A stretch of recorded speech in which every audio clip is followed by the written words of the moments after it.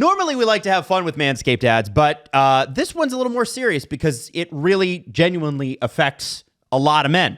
One man every hour, every day is diagnosed with testicular cancer, which is a lot. That is a ton. Wow. More than I thought. It is the most common form of cancer among men ages 15 to 35. April is National Testicular Cancer Awareness Month, which is why we want to take a second to talk about some men's health issues that are important to us.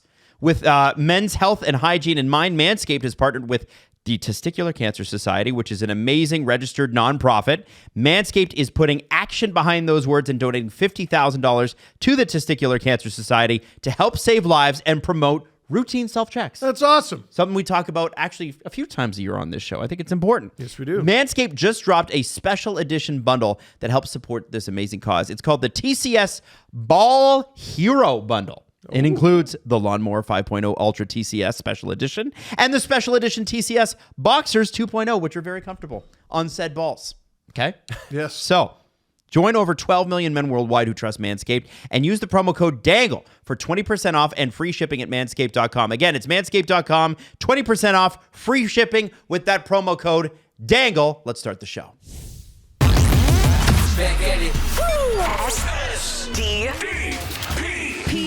The Steve Dangle Podcast with your hosts, Steve Dangle, Adam Wilde, and Jesse Blake. I'm having coffee with that. You know, instead of milk, you have powder. Oh, yeah. We have some of that around the office because we're out of milk. And I keep forgetting. Whoa. Well, Woof. well, Yeah, it's bad. well, I keep trying to remind myself to bring milk or cream, but I'm not sure we'll need it pretty soon. Well, I can't say anything. No, that's called a tea. Now, we do want to thank everybody who came out to Shoeless Joe's in Peterborough. No final count yet on who actually came, or how many people actually came, but we know it was well over 200. And the Leafs 800. not only got an OT win, gentlemen, but they got a goal. Yeah! It's important to understand that we have done several live show / live stream nights. And over the course of the season, we have not gotten a single goal at the games that we've been at.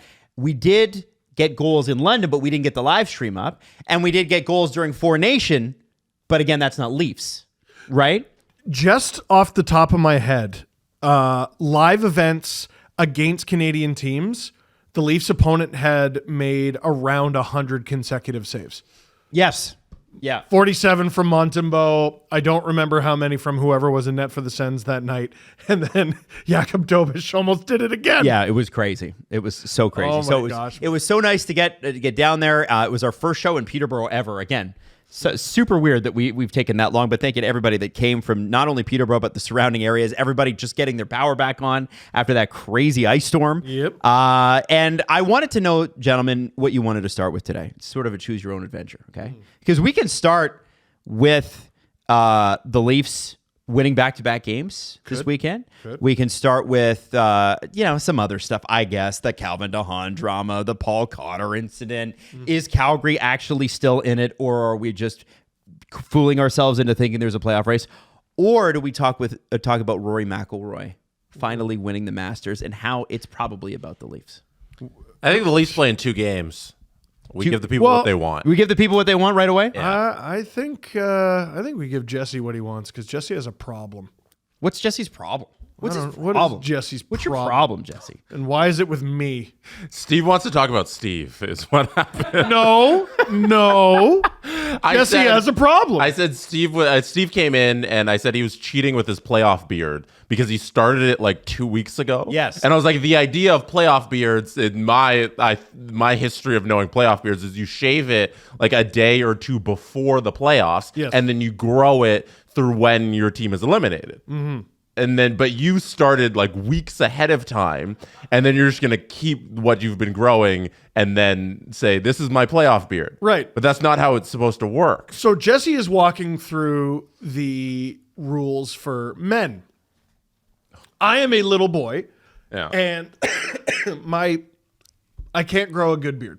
Yeah, but I don't think the idea is for you to be like, oh, look at my awesome beard. It's just this is what I was able to do during the 7 games that the Leafs were in the playoffs. Hey. Or possibly more. Maybe, hey, maybe this time it'll be 16 wins. Yeah. Whoa. 16 wins that the Leafs were in the playoffs. It's not the point. Isn't to be like, look at me and my beard.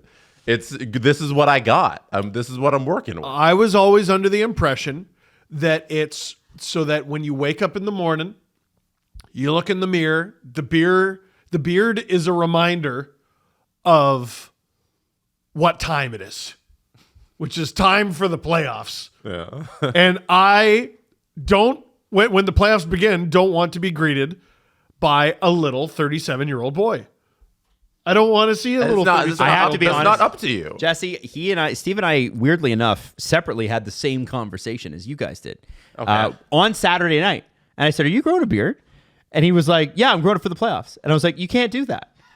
And I said, "Yeah, I can." And I think, listen, if there is anything you need to shame Steve for, it's this. Yeah. This like, is what? absolutely an affront to the whole tradition. I thought you were a hockey fan. Yeah. Yeah? Yeah. Who can't grow a good beard? That doesn't That's matter. not the point. Jesse's absolutely right. That This is not is the screaming point. of insecurity. Yeah. Yeah. Yes. Like, nailed it and admitted. Yes. But Steve, correct. Steve, you're not supposed to look good. That's the point. It's supposed to look like shit. It's supposed to be straggly. supposed to look terrible. And most of them do. I don't want that. Sidney Crosby could never grow a beard. Did that stop him from being any less of a man? His Yes. playoff beards are embarrassing. Yeah. They're embarrassing. Jonathan Taves never got enough crap. Terrible. They were worse. They were worse. So bad. His but neck beard again, especially brutal. just Yeah. more on the neck. I would have more on the neck if I didn't shave. This is my point. Why don't you just commit to the bit and I grow the shortest playoff beard of all time and people can kind of tease you about it rather than going in as a phony. You're getting a phony. You're phony baloney here, man. No. How else could it be? It is phony. It's phony It's baloney. not phony. Entirely phony. I was okay. It was like during COVID when TV news anchors in Toronto would be like, "Guys, you can't get your hair cut this month," and they would have perfectly cut hair, right? Yes. It was like, yeah, oh, okay, cool, man. Or a politician have perfectly cut hair, and everybody else you can't. That is like You can't do biggest. That was the biggest compliment my wife ever got was from angry comments during COVID, because I got a haircut. But it was her. But it was her. Yeah. And all the angry comments like, all right, you don't have to jam it down our throat that you're getting these friggin' haircut. This is my wife on the patio outside. Yeah. And so she could just go, here, go build a nest with that. Yeah. Anyway, I grow hair great up here. I'm blessed. I'm lucky in that regard. Face? Yeah. No. Again, Either I got it. Either I can cheat. we get it. You can't. Either I can cheat. You can't. Or I'm not going to do it. Actually, I'm just not going to have a playoff beard Why? because I need to cheat. I need to be a dirty cheater. I don't think you Yep. do. I do. I don't It's think those are phony. the only two options. It's I think phony. I think it's phony. It's Yeah, a phony it's baloney phony. beard. I promise. You started. I would 2 rather weeks you ago. shave. I would rather you shave. Here's a promise. We'll put a poll up And you're going to lose. on this You've channel. already lost. And if the people want me to shave it, I'll shave it. You're gonna. But you have to grow it for the thing. Yeah. Oh, yeah. No, I'll shave it and I'll grow it. But I just want you to know I'm going to be in a huff about it. Oh, you're gonna be just a snit. Oh, I'm going to. Oh, good Snit. word. You know when you're like meh. Yeah, I'm going to be snitty about Okay. it. Now, Jesse, what do you have? I got Sidney Crosby's playoff beard from when the Penguins were in the final. This was That's from the this final? is in the finals against Detroit. He barely has sideburns. He had 2 months to grow this thing, and he couldn't do it. Oh, that's bad. Yeah. Holy This is baby crap. Crosby. So listen, Wow. if it's worse than that, still you can't. No, it's bad. It's not worse. For anybody listening, it's Crosby at the podium for when they were up against Detroit, and it's rough. Missing a lot of beard. The entire cheeks are empty, and it's just going around his chin, no. and then a little spattling on his neck, and he's got a half mustache. I don't even know what you call that. A very light mustache. It's Like not Walter good. White, like you don't even know if it's on purpose. It's not great, Crosby. Can you look up Taves? Sure. Because Taves is It's also bad. very Mennonite. It was It is very Mennonite. Yeah. I was gonna say. I'm like, can I say that? I guess you just did. it's not an insult. Yeah, it's no. just It's just an accurate. Mennonite. thing. Yeah. You know what's funny That's too? the style. Because when people are like that, they are more the neck growers, and so they don't get the front-facing hair. Right? They don't get the mustache. They don't get the There's Oh, you know what? He doesn't get the front-facing hair. Yeah, so he's a little bit more Wolverine. You know what? I'm sorry. That's better than Crosby.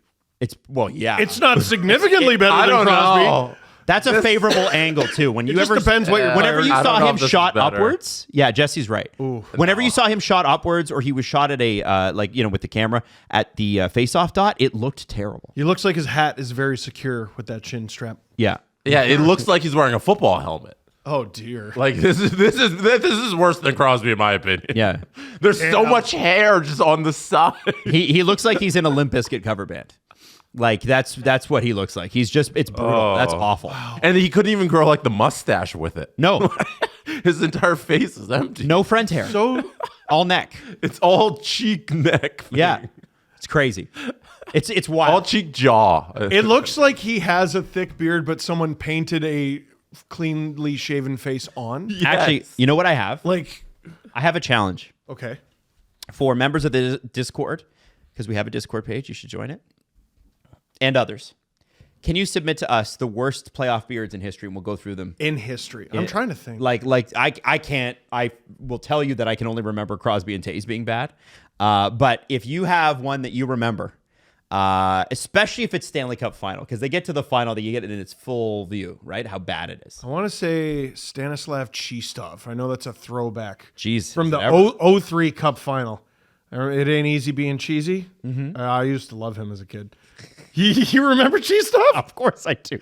I don't was think watching- he had a that's very all- good one. You have to remember, I had no dates and no other things to do, so I played hockey and watched hockey. That's Right. what I did. Those were the things I It was did. the 9th grade for the two of us. Yeah, exactly. was And the that's time. how it went. Yes. So yeah, please submit yours, because I would love to do a full segment on it. So Steve, you're gonna continue being a phony? Oh God. You know what? Oh, God. That's not bad.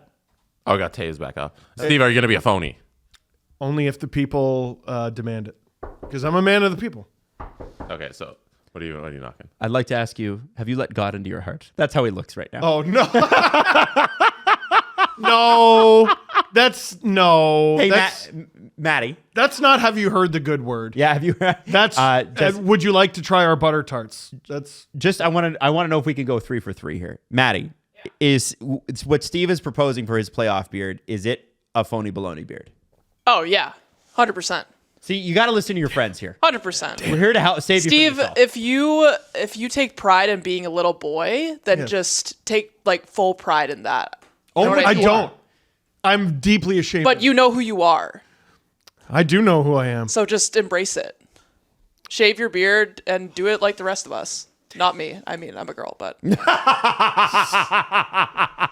my wife text all of you before coming in? Fine. Did you say that? She doesn't like it. Oh, she hates it a lot.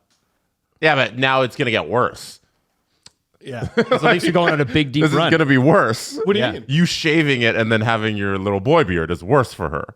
Is it not? No. Like she hates anything. Oh, Like if I haven't shaved for 2 days, she's like, she just I can see her very subtly look down at my chin. like, get rid of that. I'm like, didn't you have a good playoff beard a couple years ago? We like shaved it into a recycling bucket when at the end. when Yeah, the he Leafs made cheated. it to the second round, it was okay, and I'm pretty sure I cheated. He cheated. He started growing it a couple of weeks before. No, it wasn't a couple. Weeks. No, It was go like back and watch the pods. No, Steve, like Steve's got a beard. I would Oh, love. my God. Roll the tape. Roll the No, tape. I don't know. I don't know if it was weeks before, but like you definitely cheated a little. Oh, I cheated. yeah. Oh man, This is I think you do this every year. Yeah. Yeah. All right. So this right. is it. End of the line. If the Leafs haven't submitted a complaint to the NHL scheduling department, they should. The end of the season for the Colorado Avalanche is tonight. The end of What? the season for the Leafs is Thursday. The Leafs had double back-to-backs last week How? and How? did well in all of them. Yes. Did well in all of them. And that's worth mentioning. But just on the scheduling thing, I'm pretty sure the Leafs, they can't be blind to the fact. In fact, I would think they're more sensitive to the fact that their schedule sucks. Well, they basically had November and December off. I Right. think that's where November for sure. November, like a lot. Matthews was out all month and he missed like 4 games. Yeah, it's true. Like True. Crazy. I think everything kind of balanced out, but what the Leafs want is all of this to happen come April and March. You want that month off at that point in the season, and it's a little unfortunate it was all jam-packed in this last week. What good is November off when it's April, right? 0%. I mean, I guess they did really well. Yeah, with and then all they that played rest. 15 games in 31 nights in December, too. Right. Like, that's insanity. But they won a high percentage of their games where they had rest, and it's benefited them now where they're at a point where, they could clinch the division. They've already got home ice. But this sucks, dude. Yeah, I think it totally sucks. And I shouldn't have said December off. It was that month in November. But like what they've done with the stretch since February 1st is to be the second best team in hockey. Mm-hmm. So I don't think it's a bad thing that they have to play a bunch of games. I think it might actually be helping them going into the playoffs so that they're running at full tilt. To me, it's just another reason why you just don't put a ton into the regular season. Like, listen, all the games are important. If you're a fan, you still cheer. If they lose, you still get upset. I get it. But, a team being a really good regular season team does not translate to being a really good playoff team, right? Like, this is a team managing the schedule, not necessarily every single night being like, we're going to be the best version of ourselves. Mm-hmm. There have been so many nights recently. No two games have more nakedly laid that fact bare than the Leafs game against the Panthers and then the next night against the Lightning. All right, the Panthers were the better team, sure. Did the Leafs try? I'm not convinced they did. Nope. And then the next night against the Lightning, they tried their ass off and they won. Were great. They were yeah. Great. Yeah. And it just seemed very obvious. They limited Montreal on Saturday to less than 20 shots. With 5D. With 5D. Yesterday against the Canes, they were able... Thank you, Freddie Anderson, by the way, for being Freddie. Those weren't on him. What are you talking about? Oh, you're why are you taking mean. shots at a guy? Hey, why are you taking shots at the probable Vezina winner? Because we all have our favorites. Well, he's a goalie. You got to take lots of shots. Yeah. Oh, stop. Hey, I don't think any of those goals were really on Freddie. No? Like you think it's bad defense? The tip by Willie in front, he was wide open. I'm trying to go through them. Holmberg, it wasn't. Holmberg was for sure not his fault. Holmberg, so there's 2 of the 4. Well, Tavares, that was a weird one. The Matthews back and forth one-timer. Sexy that's goal. No goalie on planet Earth is stopping You're that. a piece of crap, There's Adam. 3 goals out of the Freddie. 4 Happy that birthday, aren't you on piece of Freddie. crap. Listen, what are I you know talking about? Freddie Anderson. I know he's a really nice guy, but sorry, no. Thank you to Freddie. Thank you to Freddie for that win yesterday. But you know what? Honestly, it really wasn't on Freddie. It's on the Leafs playing well. They played. Yeah. They smothered the Habs Except on Saturday. the first period. Yeah, but they still came out on top. Yeah, 100%. They smothered the Habs on Saturday. We're able to finish it in overtime. We got a goal, thank God. And then Sunday, they're able to put 4 past Freddie Anderson. The Carolina Hurricanes are good. I'm not convinced the Carolina Hurricanes were operating at 100%. No. Because they don't really freaking need to. Their season's done. They know who they're playing. It's over. But I look at the Leafs being 1 point away from clinching this division finally because the Lightning will not go away. Mm-hmm. And I go, man, if the Lightning had just lost to the Sabres, and the Sabres were up in that game, we would not have to see Matthews, Marner, Nylander, Tavares, and probably most of the defense core all of this week. What are the Sabres good for? Nothing. Nothing. No. Thanks for nothing. This is why I also don't believe in the Sabres mirage of they've won a lot lately. No, because a lot of teams are backing off. They ran into a team that was trying. Like it's March and April and you're irrelevant. Like, yeah, you're going to win games. Take it from a Leafs fan. The Leafs used to be the gods of March. They had like a 3-year stretch where they won 75% of their games. It was crazy. How many playoff games did they play? I think it was 0. It was 0. Yeah, it was crazy. If they could play less than 0, they would have. Like that's how irrelevant their March record was. So, starting on Saturday in Montreal, Ivan Demidov too afraid to take the ice against the Leafs, and who can blame him? Coward. But I was coward. actually really disappointed. I wanted to see him play. I did too. But do you understand from Marty St. Louis' perspective why you don't throw him into a game like that? Because I actually don't. This guy has played in front of crowds, in front of men, on a men's team.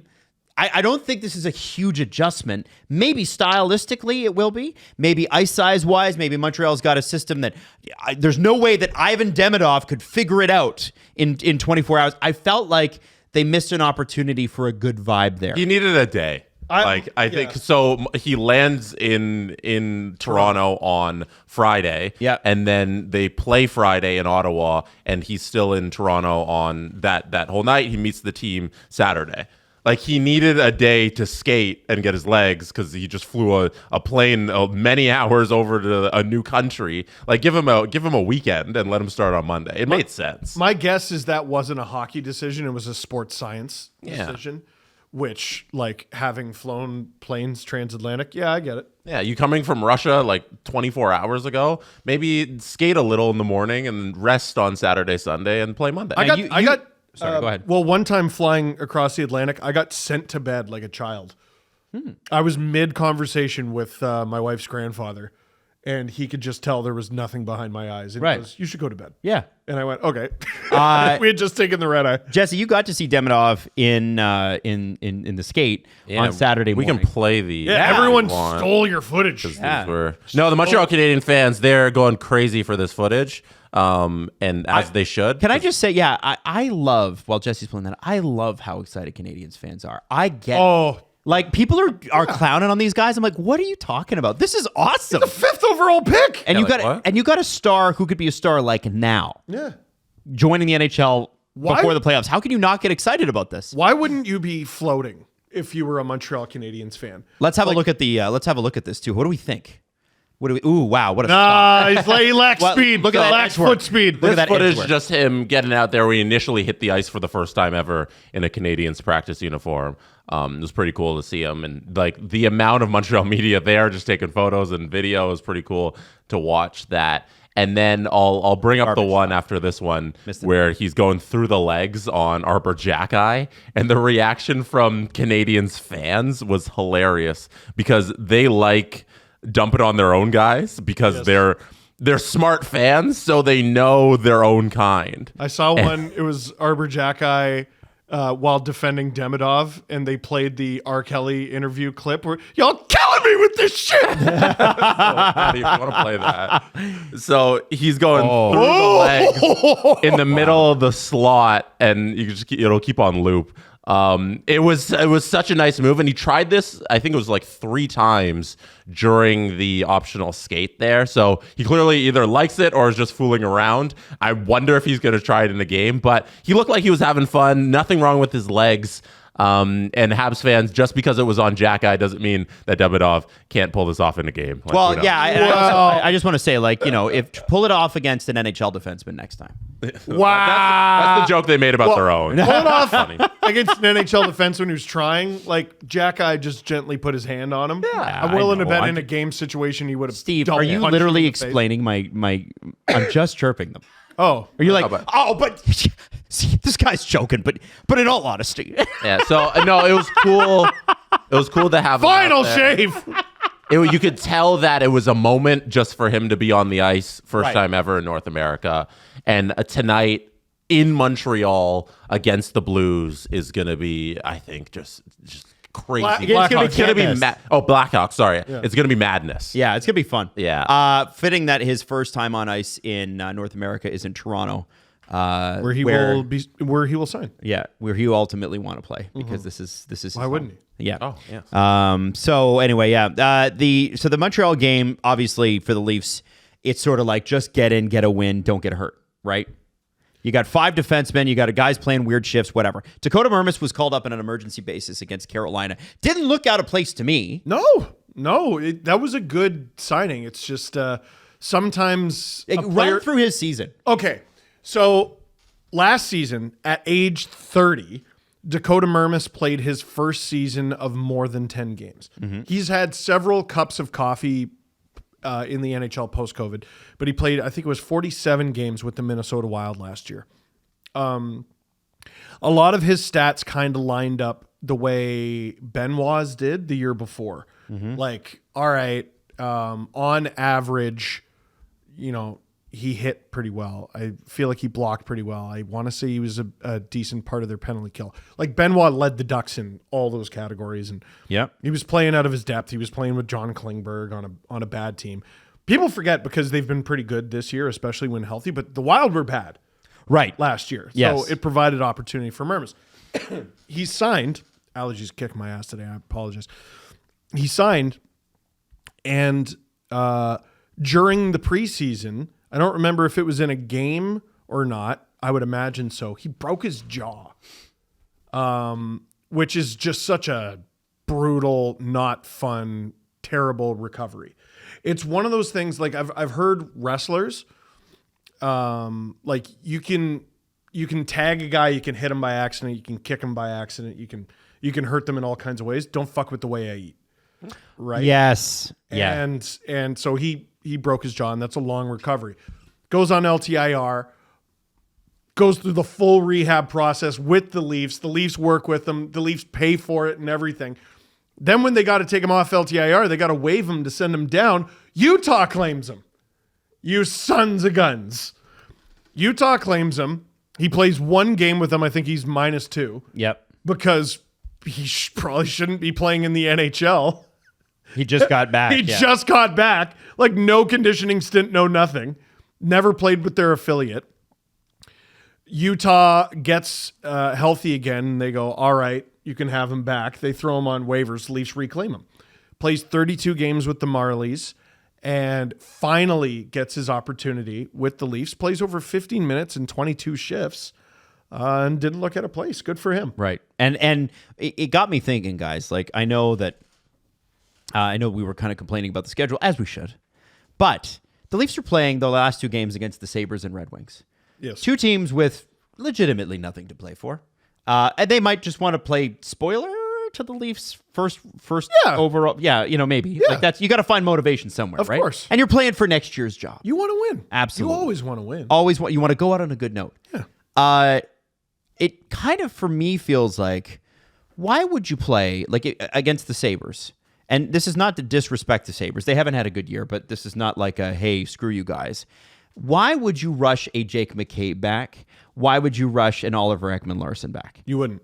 I just don't think they play this week. No, if they play, it's because they're 100% ready. That's the way. But even then, you risk further injury. No. The way I see it, if anyone who wasn't in the lineup last game plays, it's because they are more than 100% okay to go. Get your wind back, get your game shape back, I guess. If they don't play, it's because they're saving them for the playoffs.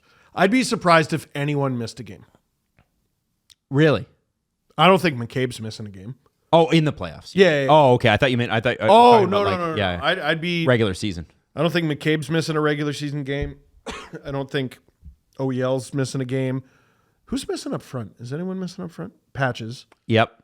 Oh, Kampf. Yep. Yeah. Well, those are a little different because they're on the fringe of the lineup. But like OEL and McCabe are decidedly major parts of it. Game 1 Leafs. Jesse. I was trying to figure out what day he said it. And it was Friday. Okay. Berube said that McCabe should be back before the end of the regular season. So okay. I don't know how much weight that holds from Friday to Monday, and now that there's 2 games left. But he said he should be back before the end of the regular season. So let me So ask. should play one of these next 2 games. Jesse, let me ask you this: do you get the sense that, like, let's say it's a win tomorrow in Buffalo, which is what it ought to be. You gotta if Tampa loses, the Leafs clinch, but. You kind of have to, if you hold the cards, you got to play them, right? So do you get the sense that on Thursday, Berube's the type of guy who goes kind of like Keefe did a few years ago when it was Toronto-Boston from January onwards? We knew it was going to be.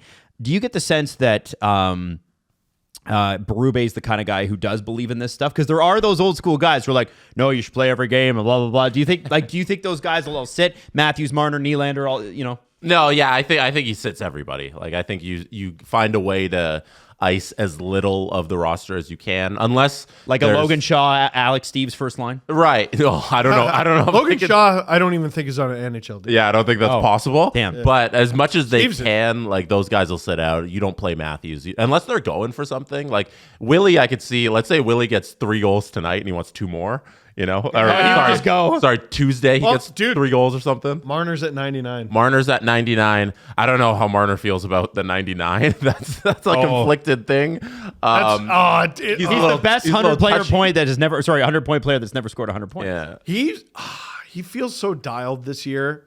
I feel like it doesn't mean as much to him as it did a couple years ago. Exactly. I think it's a little touchy trying to get him to talk about 99 when he knows there's so much more going on in terms of getting him to talk about it. His entire career is going to change at some point in the next 2 months on what decision he makes. So I feel like 99 is not a focus. And like you said, he's dialed in on what can I do here in the playoffs, and then what am I going to do with the rest of my career? Yeah. So yeah, I don't know if 99 or And also a 100 baby. matters. There's also a baby on the way. He's got a lot to think about. there's a lot. Yeah. I don't think he should. Yeah. So I feel like if some of the other guys got milestones they want to hit, they're probably in the lineup for a little bit. But yeah, no, everybody's going to sit Thursday. Willie's hilarious because he just feels like a guy who's like, yeah, I'll just play. Like, Yeah. He doesn't ever want to sit. But I Well- would be like, Willie, remember last year? Sit down. That's why I think like he's also not dumb. No, he's very not dumb. Yeah. I don't think any of them are. I don't get No, I know. don't- But what I'm saying is like I don't think he's the sort of guy who would look at last year and be like, yeah, it's not going to happen again.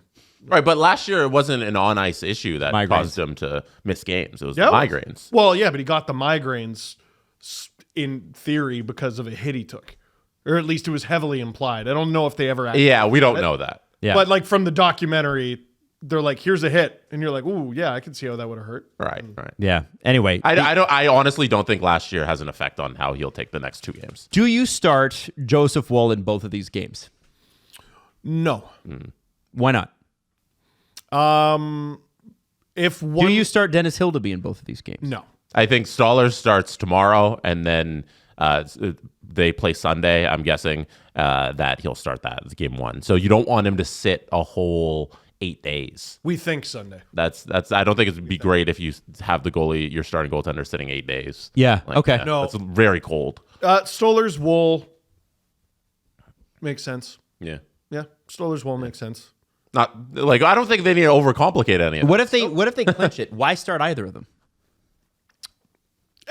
If they win, Because no, you, honestly, want, you want them to be sharp. Yeah, I think 8 days is too much. okay. Yeah. All right. So, okay, then the Leafs play Buffalo Tuesday. We expect to see most people in the lineup, some of most, and then hopefully they win, and then it's over. And 106 points, and then you don't care what happens against Detroit. I will be streaming. It will be my last Leafs game of the year. Ooh. So Was that the Wednesday or Tuesday? Tuesday game? Yeah. Okay. So there's Tuesday Buffalo, Thursday Detroit, and then it's all over. It's kind of crazy to think we're already here.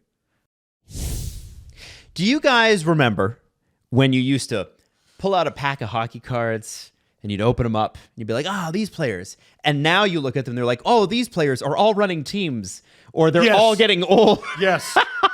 Yes. That's why we're so excited, because the old days are back thanks to Tim Hortons' new retrospective rookie hockey cards. Now you can unwrap the early years of your favorite players. And I'm not going to even name the players. Steve, can you please open a pack of Tim Hortons hockey cards right now, the retrospective rookie hockey cards? What we got now, here's what's great, gentlemen.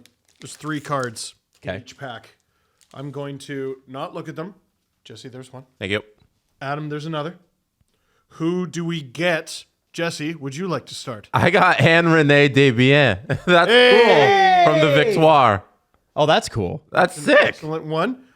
Sticking with the Montreal theme, I have Cole Caulfield, whose rookie year was 2021. Nothing of note happened that year. And I have Rupe Hintz, November 18th, 2018 is when he played his first game, which is hard to believe. He's but- that young? Wow. I know. Oh, wait, no. I No, feel, it's I was like, man, he's 2025. that old? Yeah. That's 7 years ago, man. That's a long time. Oh, gosh. Damn. Oh, wow. All right. Now, Okay. you can visit your local Tim Hortons or download the Tim's app right now. Start collecting their new retrospective rookie hockey cards. Every pack features a current and retired NHL and PWHL player from their rookie year, plus chances to win prizes like autographed jerseys. Check it out now. Tim Hortons and the Tim Hortons app. Hey, it's playoff time, which means it's playoff bracket time. And this year, we're doing it a little bit differently, okay? In the past, we've used some website from some league. Yeah. Boo. Hiss. No. What if we had it our own way? What? And the link was in the description. And if you've been on any of our live streams, you would have seen, we've used the Spark app. Yeah. Well, Now we're going to get you to sign up because there will be prizes. We haven't announced the prizes yet, but it's going to be big this year.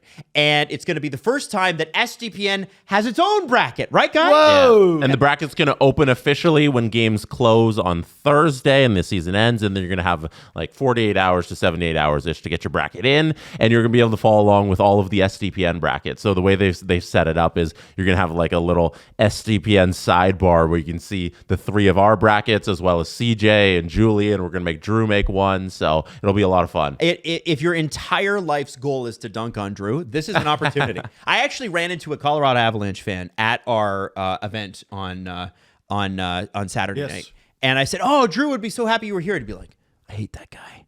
That's what he said. And I said, "He's actually really nice." He's like, "Fine." So the way it works, by the way, round 1, it's going to be pick your teams, pick how many games it's going to take for each team to win, that sort of thing. And it's going to go right up until the finals, and you're going to have to pick goals in the finals. It's going to be great. Again, you will get to see, as Jesse said, all of our picks on the side. And just fun fact, you'll probably beat me because who do I always pick to go to the finals? The Leafs. Because never bet against the Leafs is my rule. And it's worked out great. Anyway, check it out. Link in the description of both the audio and video version of this podcast. Now, moving on.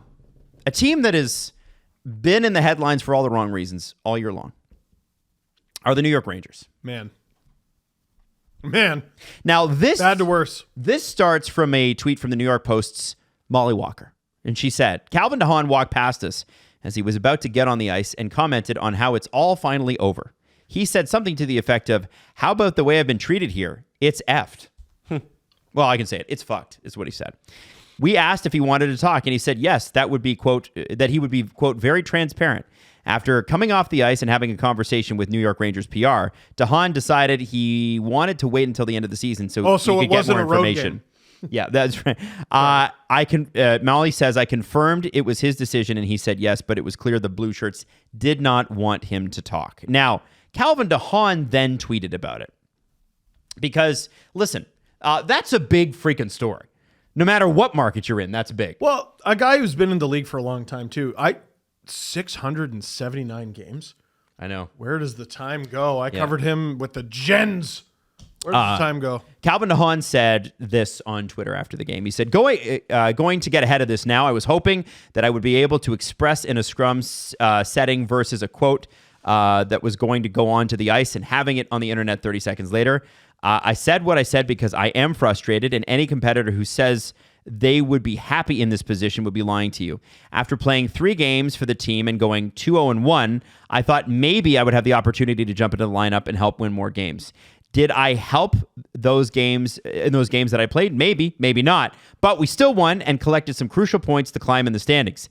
I understand the youth movement in the NHL, and I'm getting older in hockey years, and I may not play every single night. I feel like I can still contribute and help teams win. I know I'm not going to play 20 minutes a night in the role I've been in the past few years, but again, I feel like I can still keep up and help its team in certain facets of the game. I'm not trying to be the villain or gain attention or throw shade at the organization. I would have preferred a scrum setting to chat about how my time with the Rangers has gone. As a player, you have to respect the lineup decisions, whether you like them or not. It's just been frustrating not being able to compete and do what I love to do. I hope everyone understands. Now, just looking at his 3 games with the Rangers, I could see why he would think he deserves this. In his first game with the Rangers, he had an assist, was a +1. He did take a penalty.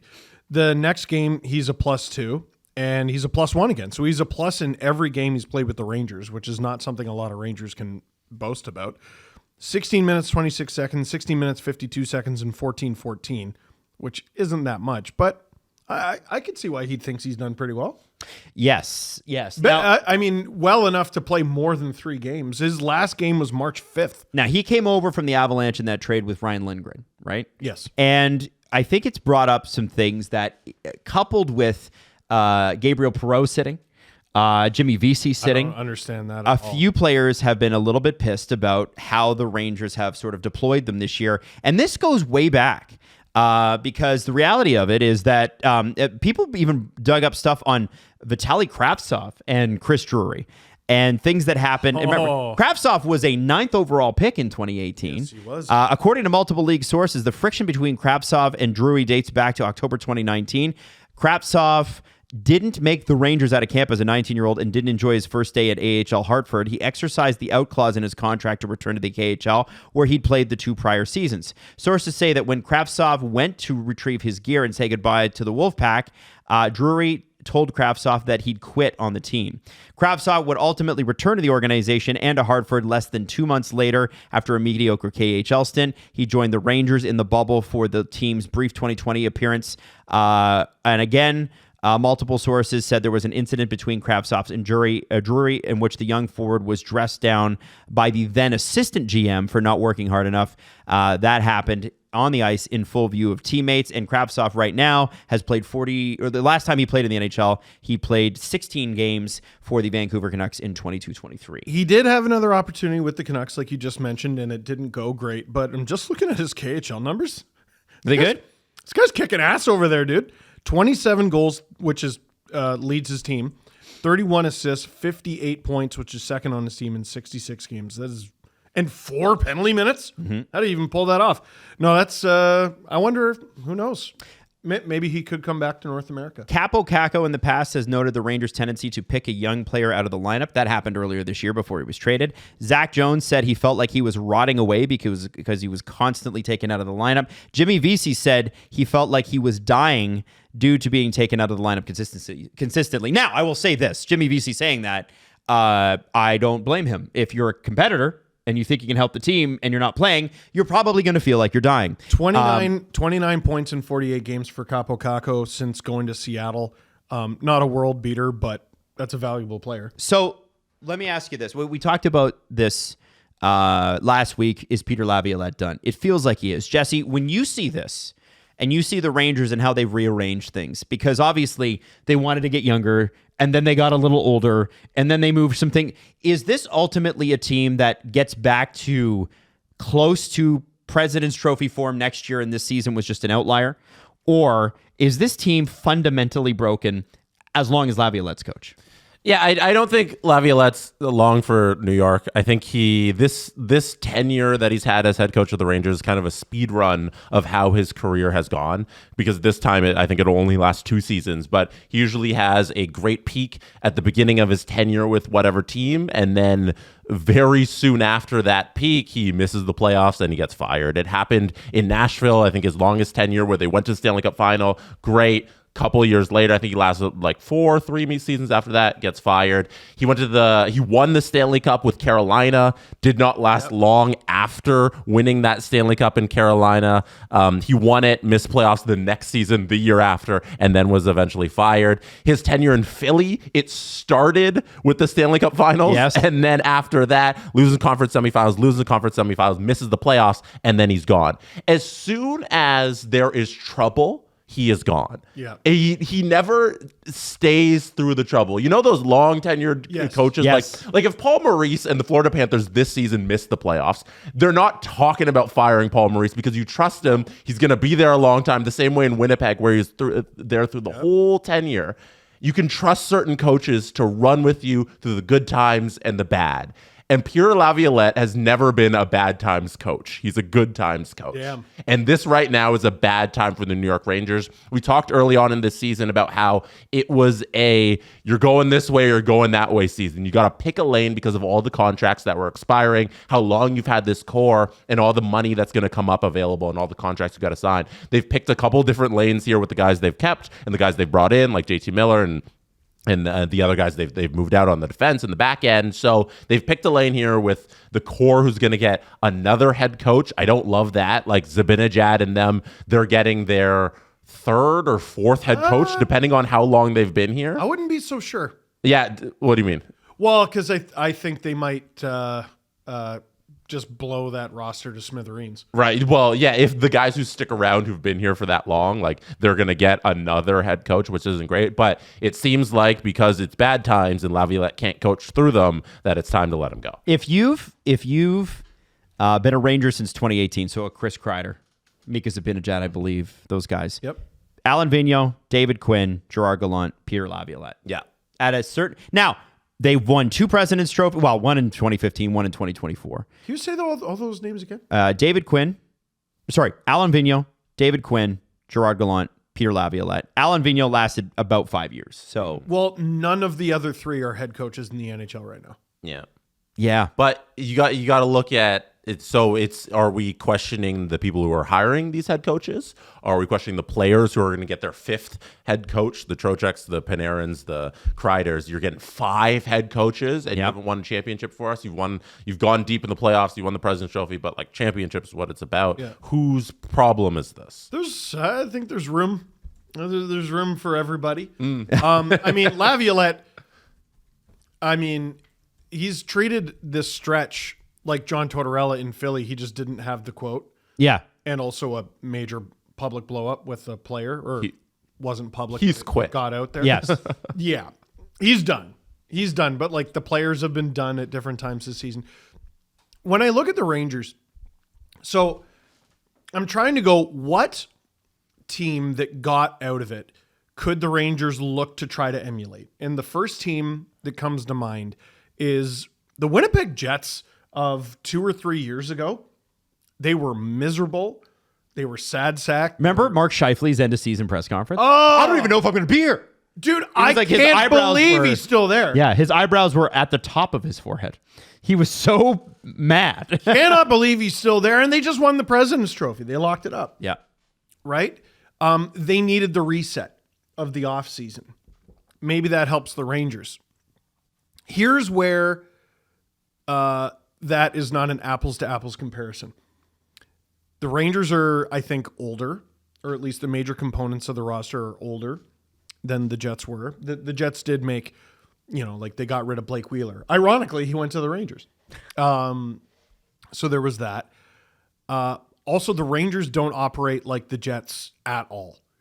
The Jets are agonizing patience because they're a smaller market team. They struggle to get guys to come. They struggle to get guys Unfavorable to weather stay. conditions versus Yes. Florida.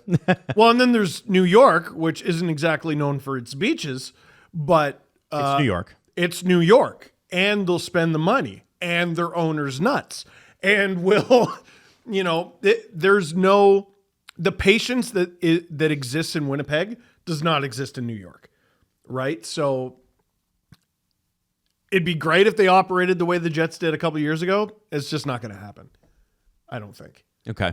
All right. Well, it'll be fascinating to see what happens. I think, we're going to know by Saturday whether Laviolette's coach. Probably Friday morning. I mean, He's going to get fired before they drop the puck for the playoffs. what's so interesting about the NHL is I just saw another coach lose their job today. It was a Phoenix Sun, Budenholzer, I think his name is. Mike Budenholzer. Budenholzer, yeah. And isn't he a pretty good coach? Didn't he have a good record outside of Phoenix? He won the NBA championship with the, With the Bucks, Milwaukee Bucks. Yeah. Right. Yeah, a couple of years ago. So, I mean, the Suns are a disaster. We don't need to get into that. But the Denver Nuggets fired their coach and general manager, as we mentioned last week, and they're going to the playoffs. Why do NHL teams keep lame duck coaches for the last 4 or 5 games? They could just let them go now. It tells me they may especially the Rangers, who are notoriously tough. They could just cut them and go, what are you going to do? It's New York, baby. Maybe they figure, I don't know, we got to pay him anyway. Yeah. I don't know. I mean, same thing with the NBA teams. They got to pay their guys. I guess with Philly, the situation was untenable, whereas With torts, you mean? with the Rangers, I'm trying to remember who their assistant coaches are. You could just give them the next few games of the season. I don't know. It's a good point. Like, Right. they are wasting their time. Dan Muse and Mike Pekka. Mike Pekka. There you go. Also, associate head coach is Phil Housley. So How did the Sabres let Pekka go? I don't. Figure it out. Oh my God. Yeah. It's a valid question. Like, this doesn't always happen. Like, sometimes a coach gets fired and you're like, I guess that makes sense. You could have kept him or whatever. Laviolette's gone. Why are we wasting our time? He's gone. He should get the torts treatment. Should Drury be gone, gentlemen? I know he won't be. Should he be? That's a tough one. I'm on the side of no, believe it or not, despite the conversations we had earlier in the season. And I'll tell you why. It looked like the ship had righted. And I actually kind of liked their deadline. buying and selling and tinkering. And what was their main homework this season? Well, they had to handle the Trouba thing. I don't like how they handled it, but they did. They lock up Shesterkin the moment that's handled. Great, good. Lafreniere, when he signed that contract, I was like, great, good. I think maybe Drury understands what the mess is in that locker room, and maybe we need to let him cook while he does it. Jesse, what are your thoughts on Steve's opinion there? Do you agree? Dolan threw Pierre LeBrun, I think it was like 3 days ago. Dolan, the owner. James Dolan said that Chris Drury is most likely safe. So I think just whether we think he should be fired or not, I think he's going to stick around for this next little bit. I think they're buddies, and he'll be the president and general manager of the Rangers for the next little era here. He's on notice. Sure, totally. I think totally. a short leash for sure. Well, I don't know about short leash. Like he needs to be able to do whatever he thinks is necessary for the Rangers to get better. But if they don't get better in short order, or at very least look like a team with a plan, I mean, to me, that's their worst sin. It's not that things got worse. You're not always going to win the President's Trophy. You're not always going to make the Final Four. They just look like a team with zero plan whatsoever.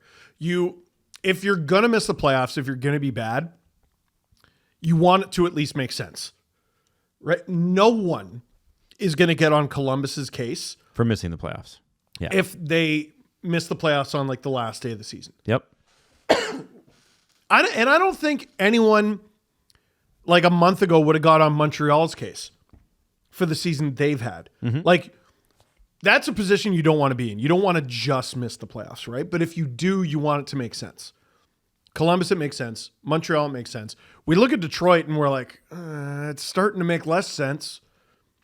You look at the Penguins, you're like, what the hell are you doing? Directionally, if you've got a set organizational direction to miss the playoffs for future wins, Yeah. then it makes sense. You can believe in it. And hey, the Columbus Blue Jackets took a step forward. Detroit and Pittsburgh did not, right? Exactly. The Rangers, I mean, decidedly took a step back, and they're not rebuilding either. So what are you? Other than you're just sort of bad. The quote from Pierre LeBrun was, "My sense there is that he should be okay." Speaking of Chris Drury, I think there's a lot of loyalty from Jim Dolan, the owner. TSN's Pierre LeBrun said Chris Drury was pretty busy out of the trade deadline too, really kind of setting up his offseason with a lot of moves he made. I think Drury plans to be aggressive in trying to retool the Rangers again here this summer. And then on Laviolette, he said, I can tell you that there's absolutely no word out of the Rangers themselves, very tight-lipped about what might transpire here over the next week or so. But in talking to other people around the league, the low-hanging fruit, the expectations from a lot of people I've talked to is that Peter Laviolette could get fired. He's got another year on his deal, so certainly not a sure thing. But when you look at the body language and the performance of the team over the last month, I've talked to people, and that's probably the easiest conclusion they've drawn. Got it. Okay. There you go. From Puckpedia, they're 2025 free agents. UFAs, Obey Kubel and Calvin DeHaan. I think they'll be okay. RFAs, Adam Edstrom, Will Cooley, Artur Kaliev, Matt Rempe, Juuso Parssinen, Keandre Miller, Zach Jones, and Matthew Robertson.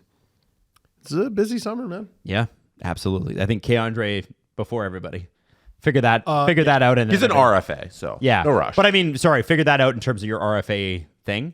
And if there is a team that is somewhat tight against it, and you might want to offer sheet come August, Keandre Miller is a guy. It's always fun. It's like, well, always the Leaf guy. Oh, who's the Leaf RFA? Everybody's going to offer sheet that guy. I actually do think Keandre Miller could be a very expensive offer sheet for a team, but damn, dude, that'd be a heck of a pickup. It says here they don't, on Puckpedia, it says they don't have a first round pick. The Rangers? Yeah. I feel like, No, maybe that was don't last they year. have a conditional? I don't know. Oh, boy. Yeah. Oh, God. Oh, man. Yeah, it's crazy. That's pretty bad. Jesse, I want you to bring this video up, mostly just for the screen grab. Paul Cotter has been... it was the JT Miller trade. It was the JT Miller trade. They gave up a first. It's top 13 protected. Okay. Okay. So they're fine. New Jersey's Paul Cotter will have a hearing today for an illegal check to the head against New York Islanders Adam Pelech. Now, this hit's crazy. Now you'll see New Jersey fans, and I get it, they're fans. I'm not blaming them. Say, oh well, he didn't see him. He absolutely had time, and he for sure saw him. And Pelech called him a fucking douchebag afterwards. You could see it on camera because Pelech was okay, but his nose was really bloodied. This is about as headshot as a headshot gets, right? Yeah, this one's a slam dunk for player safety. Yeah, this again. There's no such thing as a slam dunk. No. for players. That's why I said it. Jesse is correct. Jesse is unfortunately correct. But I will always give player safety credit. Oh boy, what a faucet! Player safety. I will always give them credit for that Matthew Nye Zach Whitecloud video. And this to me is not that at all. Wow, he's pissed. Oh, he was mad. Yeah, And that is a big old broken nose. yeah. That thing was going all over the fucking place. Look at that road map. Oh my God. That should be his profile picture on everything, by the way. That goes hard as hell. No, that like The video, you were making a point about the video. yeah, about my bad. White Cloud. This isn't White Cloud on Nyes at all. This is like just pure brain. It was very avoidable. He doesn't hit him in the head by going through another part of his body. And again, with these conversations, it doesn't need to be about, oh, he's a bad guy and meant to do it. It's a fast sport and shit happens, but you get punished when shit happens the wrong way. In theory. Well, you ought to. To me, I'm trying to think of precedents, and I'm struggling with that. Feels like a 2-gamer. I was going to say 2, which, if you're the Islanders, probably doesn't make you feel better at all. Well, how many games do they have left anyway? Well, exactly. Like, is Paul Cotter going to miss a playoff game for this? No. Fuck, he got... Unless he got a Right in 4-game the suspension, because remember, playoff games count as 2. Yeah, 0 shot. Just right in the schnoz. Yeah. Right. I mean, the nose might have absorbed some of the blow. Take away from the, like, I'm glad to see Pelech that animated, right? You know, because usually when guys get hit like that, they're cold. Yeah. Yeah, but his nose is in pain. Yeah. You can see it. You can see the curve in it. Oh my. Oh. Yeah. Oh, that's. Yeah, I'll take a broken nose from a dog over that. That's that looks awful shitty. On the injury front, let's go longer and deeper into this one. Leon Draisaitl, Trent Frederick, Matthias Ekholm, all Edmonton Oilers. Yes. All have missed games, returned and missed games. Yes. Ekholm, it looks like he's going to be gone a long time. Trent Frederick should be ready, they said, by game 3. Okay. Leon Draisaitl, you know, I think it's just one of those. It feels like the Matthews thing. It's like he's just hurt and he's going to have to play through it. He's managing. Yeah. Yep. What did we think about Matthias Ekholm returning generally? Should they have just waited for the playoffs, or in an ideal situation, okay, fine, you got to risk it because we got to get you back into games and see how it goes? If it was always part of the plan for those guys to come back, see how they feel, and then miss some games before the end of the regular season just to rest, that's fine. That's sports science. That's a conscious decision, a conscious plan with all parties involved. If they were hurt, played, got hurt again, all 3 of them, that's a damning indictment of the Edmonton Oilers. And I'm not going to single out any particular person, like, you know, on their staff, because those decisions are often done by committee. But at least one person screwed up bad here. I mean, Draisaitl always carries so much. Frederick's been gone for like a while, man. Like, what happened here? You acquired this player injured. And losing Ekholm is devastating. Yes. I mean, obviously losing McDavid is huge. Losing Draisaitl is huge. But, like, is Ekholm like the maybe 3rd worst option to be hurt for the Oilers?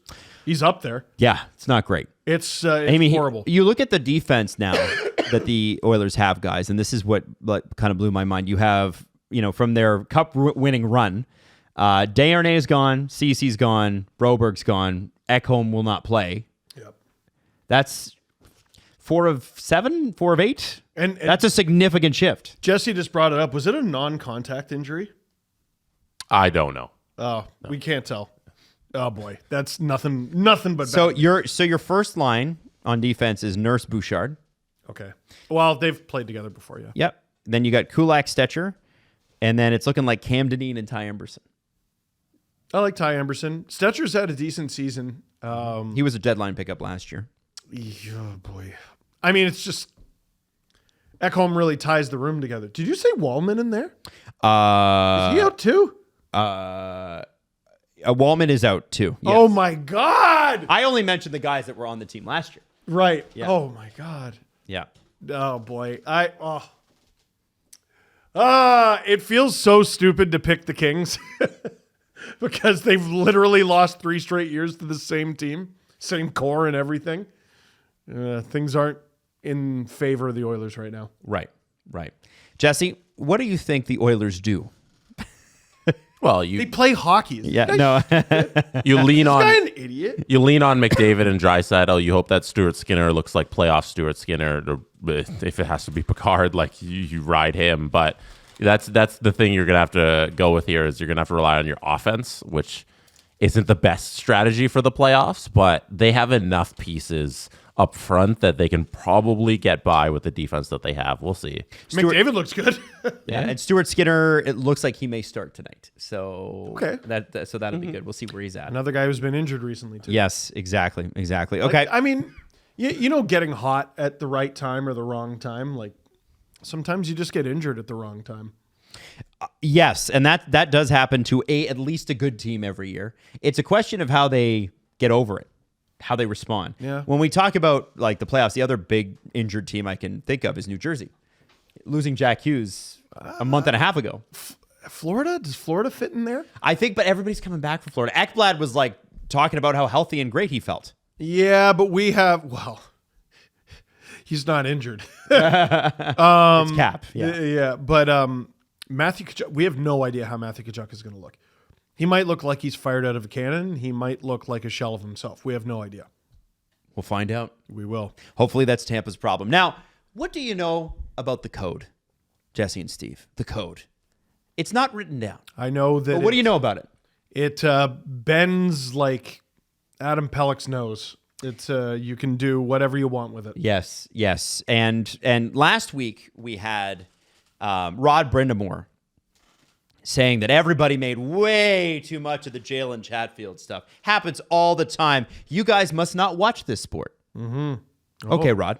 Okay. Dear. Oh, dear. Fair enough. Let me ask you this. Yakov Trenin got tossed after his fight with Derek Forbort.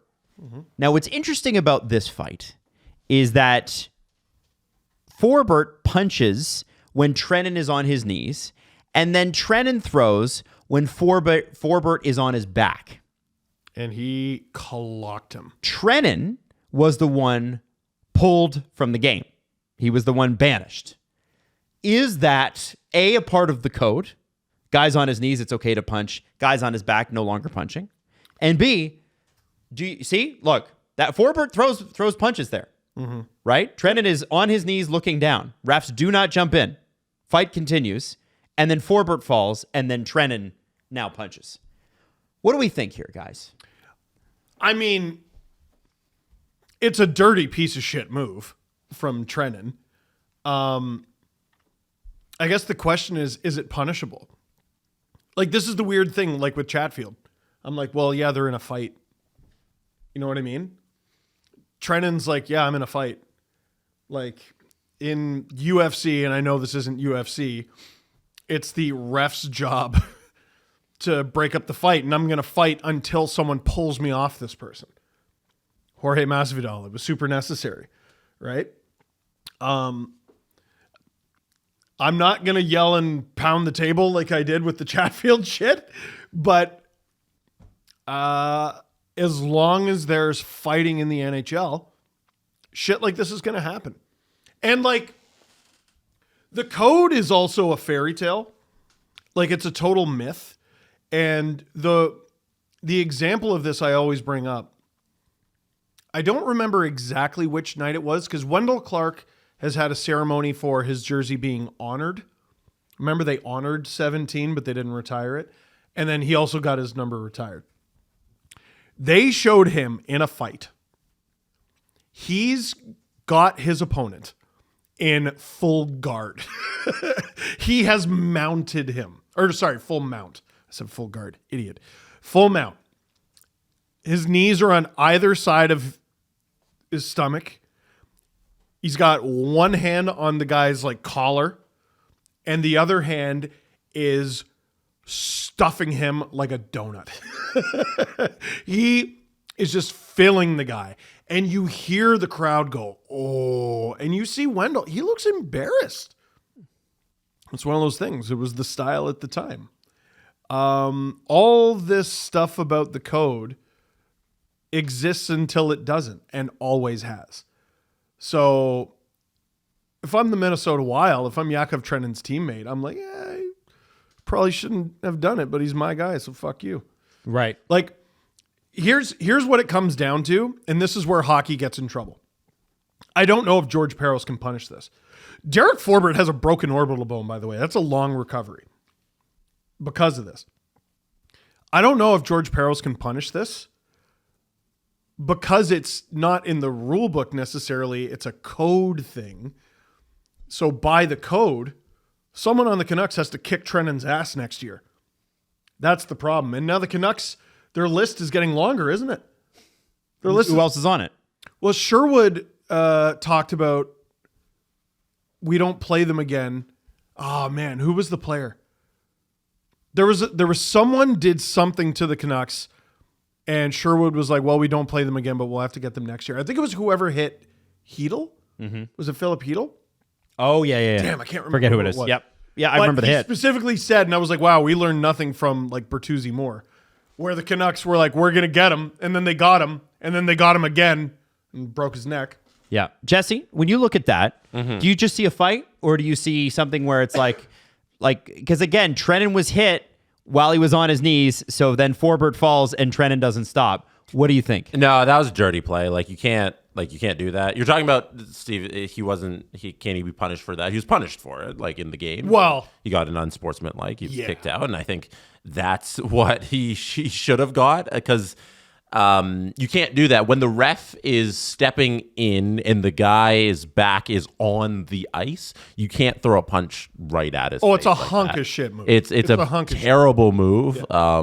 He should be punished for it, and I think he was at the moment in the game, which I don't know. We can debate whether that's enough punishment, but they did at least do something in the moment because that was an awful move, and you can't do that. There's no it was in the middle of a fight kind of thing because it was after the fight when the guy's on his back, and you can't do that. I think that's game management more than punishment. Mm-hmm. If you leave Trenin in that game, although how much time was left in that game? I'm not sure. 4:12 in the third period. Oh, okay. So there was no risk of him being a factor in the game, I guess.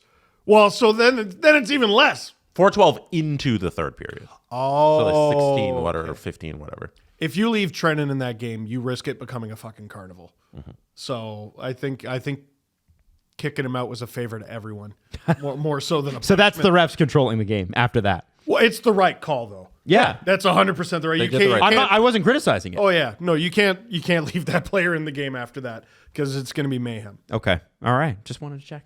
Check. All right. Now this week, a couple of things I want to mention. We've got playoff season previews coming as we do. So people forget this sometimes, so I like to bring it up. Obviously, before the season starts, we do season previews for all 32 NHL teams. Woo. And one day it'll get to 40 teams, guys, and we'll do all 40. Hell yeah. We'll just live here for a couple days. Here's how Berlin will do this year. But I want to say that we also do this.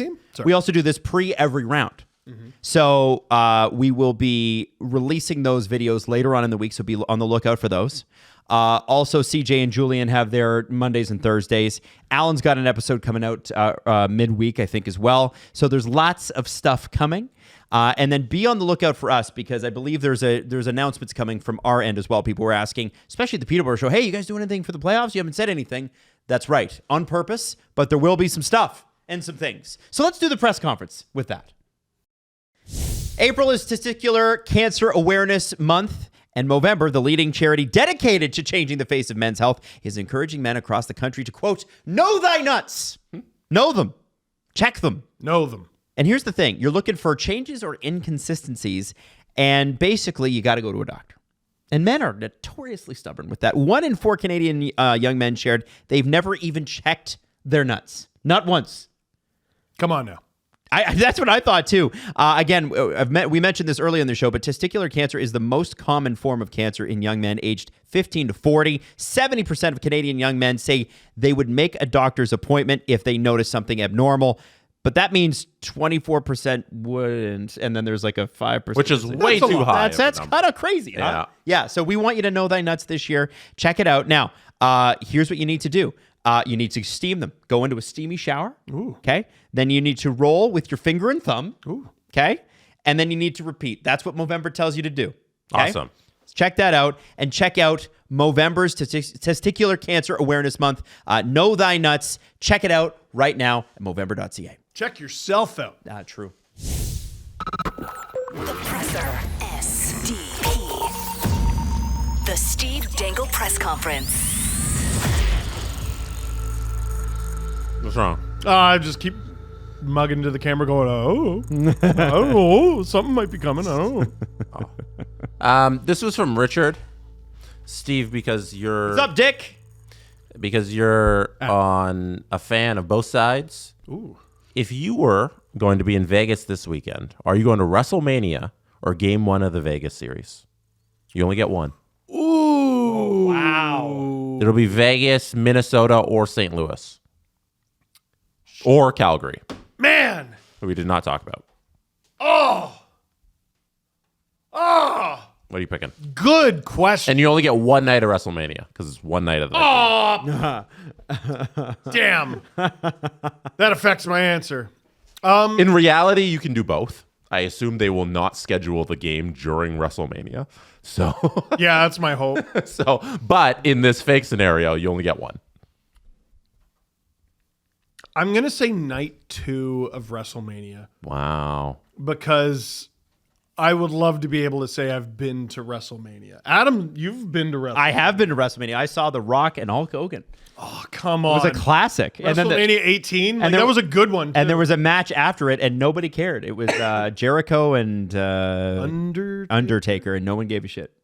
It was like the deadest it had ever been. If I remember correctly, Jericho was pissed about that because he's like, dude, don't make us go on after that. Yeah. But That's funny. Yeah, I want to be able to say that. Although, I do also want to be able to say I've been to a Golden Knights game. I choose WrestleMania, but that's a very good question. Are you going to watch WrestleMania this weekend? Probably not on account of the playoffs are starting. So I don't think so. you'll have to watch them like recorded version of it later or something because Netflix makes that available, right? They should. Yeah. First time. So I we'll see. think it might be a premium live event. Yeah, but I don't know. in Canada, all of that is available on Netflix. Yeah. Get out of town. Yeah. You don't need another subscription on top of your Netflix subscription to get pay-per-views for wrestling. Well, in that case, So you can just throw it on. We got this question from Nicholas. That was a very interesting one. When the new Atlanta team comes, do you still name them the Thrashers? no, because that name always sucked.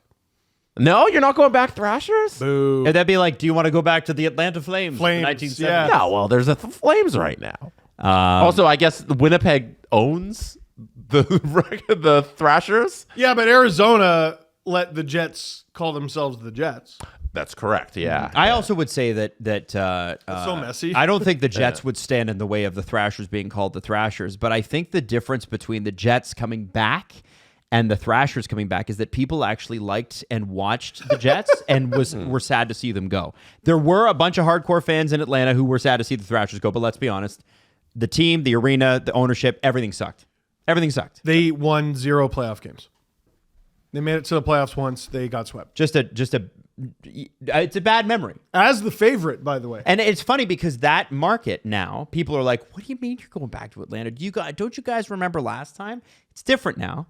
But I do think that people are right to think that because it was shit last time. And with the second half of that question is, do you retire 17 for Kovalchuk? No. Different franchise.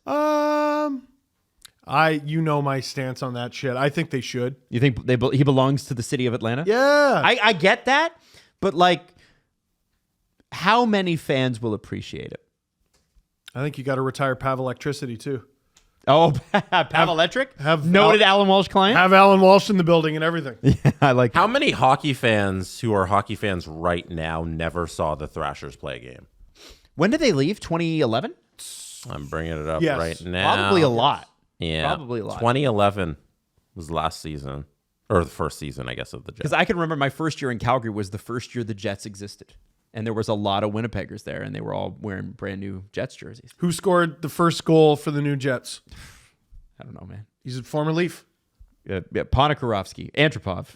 Nick Antropov. All right, Nick Antropov. They were both there, weren't they? Weren't they both in? I don't know. Anyway, I think it's a different situation. Is that fair Yeah, to say? I don't know. I think you keep Thrashers. I like the name. Yeah. Actually, like if you take Steve, would you really hate the name Thrasher if it wasn't associated with so much losing and sucking? Probably not. It's a cool name. I guess because of all the losing, you want to start fresh. Like that. I'll buy that argument. But I feel like there's also history there with that, and people will be more excited if they're like, "Hey, the Thrashers are coming back," rather than, "Hey, the Bulldogs." Here's a coming." new brand. Yeah. Here, let's start from scratch. People love nostalgia. Yeah. Also, somebody needs to double down in America on using the bald eagle as a logo. And nobody does. And I feel like Thrashers, because it is a bird, right? Caps? It is a bird. Caps kind of do. Yeah. They wore the jerseys, what was it, 2 nights ago? Yeah, true. Yeah, with the swipe across. Those are the yeah. special jerseys. I feel like the Thrashers have an opportunity to go, yoink, that's ours now. Thrashers, but with like a bald eagle. Yeah. In the Then American what do you tell South, Ovi? rah. So you got to tell Ovi you can't wear those black jerseys You anymore? can say you can, but we're better. The eagle is the fakest. Our Russian is better. Oh, wow. Our Russian machine never broke either. The eagle is so fake. Like, What do you mean? the... Oh, well, like that's the not their eagles- call. It's not even how an eagle sounds. And now, oh yeah, a thrasher is also an eagle. Just stop giving the eagle an identity crisis. Like, what are we doing? Either you love it as it is, or See, you a don't. thrasher though is to me it's a verb, right? So it can be anything. I'm just saying that their logo was fine. I think some people liked their logo, some people didn't. But I feel like if you're gonna bring the Thrashers name back, we got to come roaring back with like a better logo. I think it would be that name would go off in England. What? We gave him a proper thrashing. Yeah, totally. That's my English They don't name accent. teams in England though. They're just club. Yes. This no, club, they would at be Thatch the Club. Atlanta Hockey Club. Yeah. Jesse. The general manager of the Atlanta Thrashers from 99 to 2000. Trivia. Rick Dudley? Yeah. No, Rick Dudley was the general manager for the final year, 2010 to 2011. Chuck Fletcher. No, it's No, not Chuck Fletcher. I do not know. Don Waddell. Don Waddell. Wow. Sorry. Shut up. Captains of the Atlanta Thrashers. Name 4. Oh my God. They had 1, 2, 3, 4, 5, 6, 7, 8. They had 8 of them. Inaugural captain, I believe, was Kelly Buckberger. Correct. There's 1. You need 3 more. Kovalchuk was another one, wasn't he? Was Kovalchuk? Are you submitting that? I thought he was. You can't. This isn't. You got to submit your answer. Ray Ferraro. That's 2. Okay. What else you got? Scott Mellenby? Are you submitting that? Or are I'm you asking submitting a question yet? That's correct. Do we One submit more. Kovalchuk? You got one more. I think we submit it. I think. Submitting Kovalchuk. Kovalchuk is correct. Yeah. Okay. I thought I remembered it. They went through a number of seasons where they had captains for single seasons. Wow. Kovalchuk is one of them. Did Andrew Burnett? Andrew Burnett is not on that Andrew list. Ladd. Yes. Steos, Buckberger, Steos, Ferraro, McKieran, Mellenby, Holy McEachran. sorry, Holy Kovalchuk Ladd. I liked Sean McEachran, except when he played in Ottawa. Then I did not like Okay, scroll down. Hall of Famers. Let's pump the brakes. Hall of Famers who played on the Thrashers at some point. Chelios, Reki, Hossa. Chelios was there for 5 minutes. So was Reki. Hossa. It's a Wikipedia page. I know. Yeah, let them Hey, idiot. Hey, let them stupid. let them just give you the history. Steve Steos and Sean McEachran were captains in the NHL. All right. Mm-hmm. I do not recall. I liked Sean McEachran. Good player. I think Kelly it Buckberger. was a lot of losing, but I think Thrashers' name should stick around. And like we're what, half a decade away from this happening? It seems like less. I think it's going to be less, man. I think it's 5 years is a good timeline. It takes a little bit to get a team up and running, because they're not doing it for this next little bit, right? I feel like if they do that, then the NHL should hold off on taking their expansion fee. If it's a 5-year lead time, it's probably going to be worth more in 2 or 3 years. If I were Gary Bettman, I'd be like, yeah, you go ahead and build that arena, and then we'll talk about the I don't price. understand money, bro. Yeah. I don't get it. They should be able to play where the Atlanta Hawks play right now, I would assume. I hope so. And then they finally, do they get their own arena, or do the Hawks, because they are talking about building one in Atlanta. Atlanta loves to relocate teams to different parts of Atlanta. Braves did this. But I wonder if they're going to do some sort of Like multi-sport. yeah, like do they do that, or do they just build a secondary one where they can build out a district and it's Thrashers only, and then they make condos and Soto Sopa? You know what I'm talking about? I do not know enough about that, but I love that you can say Soto Sopa, and I know exactly what you mean. Yeah, it's just sort of what it is, right? Yeah. So we'll see. I don't know. And last thing, you didn't have the Calgary Flames Oh, in the shoot. show, but I think did the Calgary tease them. Flames are Oh. important to talk about because they had their season it were hanging in the balance, and they pulled out some wins, but they could have pulled out even more wins in the last week with that OT loss to the Sharks. Do you think they get this miracle done and somehow find their way to the playoffs? I mean, it's not even, like, just looking at it, it's not a miracle. They're 2 points behind a team that has 1 game left, and they have 2. Like, they have to win 2 games in a row. Mm-hmm. It's not a Herculean task.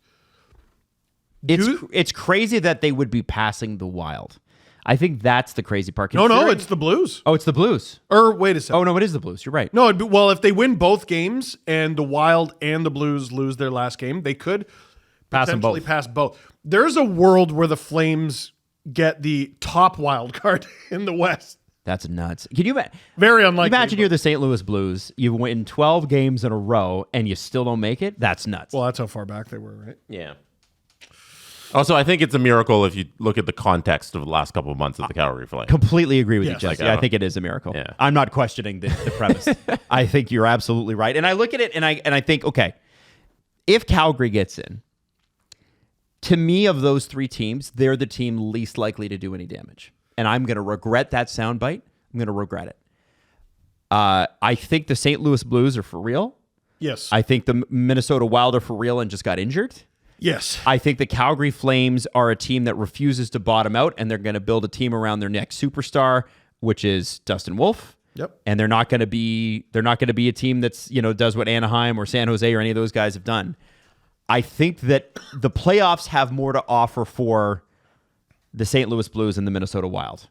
Mm-hmm. That's my take. And so if Calgary does get in, it is a miracle. I think Calgary blew it against Anaheim for me.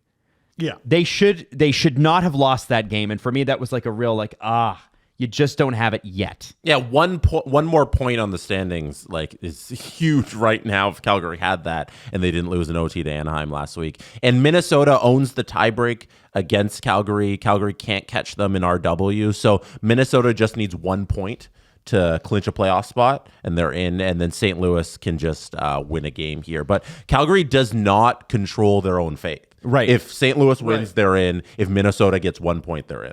So that's the situation they've put themselves in by not getting that extra point. They don't control their own fate with these next 2 games. And one thing I think is hilarious is that they were probably cheering for Vegas to win the division more than any other team, because now that Vegas has clinched, they're playing for nothing tomorrow. Right. And they play against the Calgary Flames tomorrow. And then their game Thursday against the Kings. The Kings are also playing for nothing. Actually, no, the Kings could be playing for positioning. Depends on how the games with Edmonton play out. So the Kings could be playing for home ice against Edmonton, which could be something. I was glad to see, for the Flames, that they pulled it off against the Sharks, because when I first checked in on that game, it was 1-0 Sharks with the shots, 9-1 for San Jose. Oh, my goodness. I was like, geez, okay, well, I guess Calgary doesn't want it. but they pulled it off. They've made it interesting. Yeah, and the win on Friday was the key one. You're going up against Minnesota. You grab 2 points right off of them, and you gain those 2 points. So they kept themselves in it. I wish they picked up a couple more wins earlier for the sake of Flames fans, but Blues fans, I think you're going to be okay if you can just win a game. Who knows? I don't know. It's interesting. I don't think he's going to win the Calder, but this is the most impressive rookie goalie we've seen in many years. Dustin Wolf. Yeah, it's amazing. Do you know who the Blues are playing off the top of your head? That they're 1 game left? An NHL team. Hang on. So no. Is the No. answer. Nashville. They are playing. The Utah Hockey Club. Playing for nothing. Tomorrow they're playing Utah. So yeah, that's the Their big game season for wraps them. up tomorrow. Wild play the Ducks. Utah plays St. Louis. 2 bottom feeding teams against 2 teams that are fighting for their playoff lives. Your team should be safe, but anything can happen. It's hockey. Oh, man. It's good stuff. No, Good hockey tomorrow. Yes, great way to put it. Good hockey. Yeah. All right. Here we go. So, more episodes later this week.